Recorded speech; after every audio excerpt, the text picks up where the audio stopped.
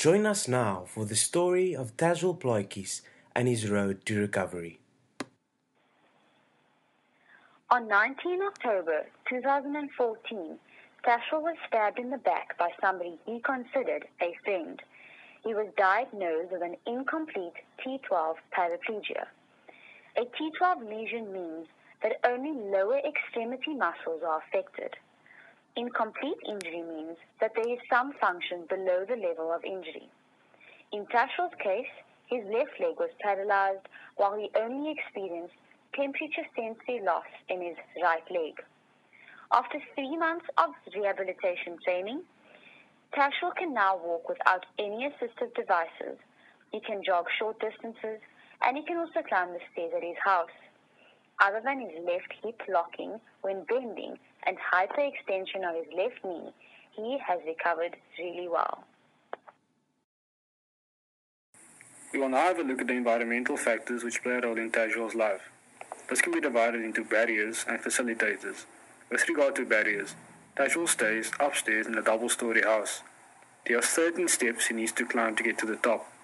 After his injury, this proved very difficult. After some help from his family and friends, he is now able to do so without any assistance. The cement in front of Tajul's house is also very uneven, making it difficult to walk at times. At the start of the year, he received a grant of 1,350 rand. This grant has now run out, and his financial situation is very pressing. Another major barrier in Tajul's day-to-day life is his lack of transport.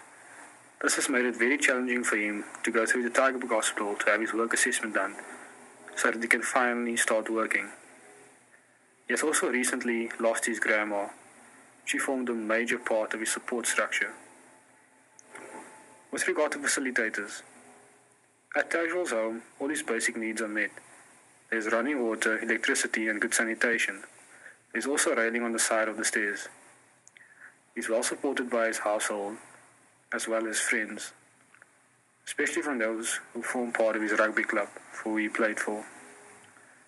We believe Tajul is a motivated individual and given the opportunity will reach his goals.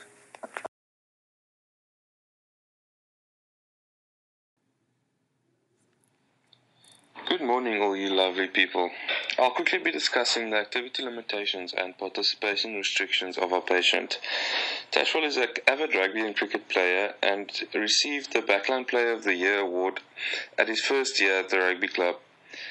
He used to work at a fire brigade and would have gone for free further training as a firefighter. However, after this condition, he is unable to do so.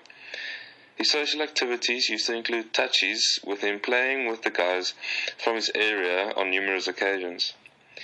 He requires transport to the clinic to get his medication and to receive occupational therapy. He requires his transport because he doesn't have his own and needs this from an external person. He also has a father role for a 2-year-old. He does give and forward some of his income to this child. However, this child does live a distance from him, with the child staying with the mother in Eersterivier.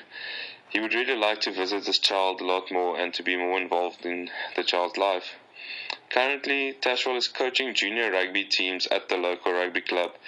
This makes him happy, but he must earn money, therefore needs to work as a barber. Therefore, he can't always attend the matches the teams play, as they usually play on weekends.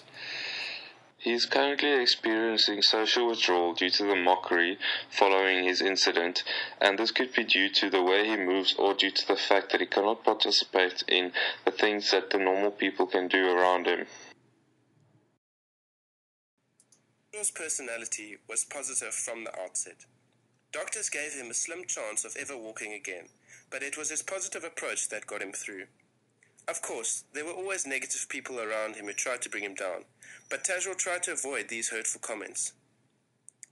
There were times when Tajul felt really good, and all he wanted to do was get out and work. He enjoys jogging, although only for short distances. Tajul is a social drinker and smoker, but it is his drinking habits that concern us most, as it was a drinking episode that led to his altercation. Unfortunately, Tajul experienced an overdosing incident in 2010, but he says it has no bearing on his life since then. Tajul's dad left him at the age of 9, and his mother has hypertension. He has no significant medical or surgical history, no allergies or chronic diseases. The rehabilitation process of Tazwell Plaatjes started off on a wheelchair and ended with no assisted devices. He can perform all activities of daily living and gain confidence in his abilities through perseverance.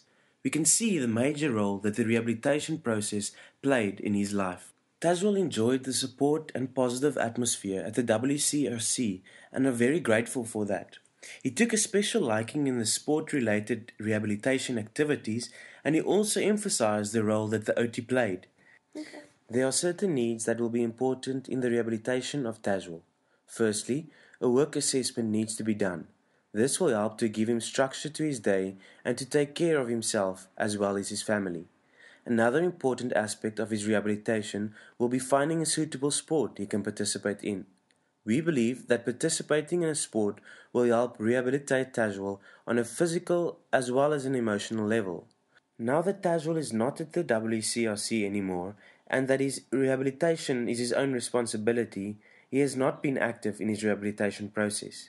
But we believe that the above-mentioned interventions will assist in this. When looking at the human rights issues in this case, Tazwell has the right to dignity and for it to be respected and protected. He has the right to access to health care, and he has the right to not be discriminated against because of his disability. When people tease him about the way he walks or because of his disability, his right for dignity is not being respected. The fact that he doesn't have transport to his closest clinic means that his right to access to health care is being infringed, and he should not be discriminated against because of his disability by any potential employer. In order to benefit from this experience, we need to take something out of it by reflecting on it. Here is our reflection on what we have learned. We drove through the beautiful Groot Drakenstein area to Lankedok, where we found Tazwell Plaatjes in his house, a young, positive man. What a privilege it was to have an insight into someone's life, and we learned a lot. In the beginning, it may have been a bit overwhelming, but we soon realized that even just our presence and interest made a difference. We chatted about his story and his well-being. We immediately took liking to this young man, seeing how motivated and positive he was about his incident. We left feeling helpless, but with a great need to help, leaving us to long discussions on how to solve issues in the greater South Africa. We are always learning about patient-centeredness, empathy, and walking in their shoes, but it seems like we will never fully understand what it is really like to be the patient.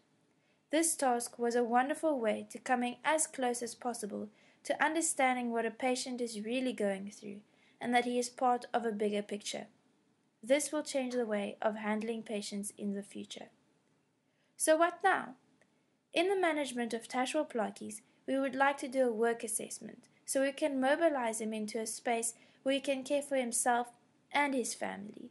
We would also love to see Tazwell get back to his previous hobbies by getting involved in sport again. This will help him reach rehabilitation goals and improve his morale. This was the story of Tazwell Plaatjes' rehabilitation process. Thank you for your time.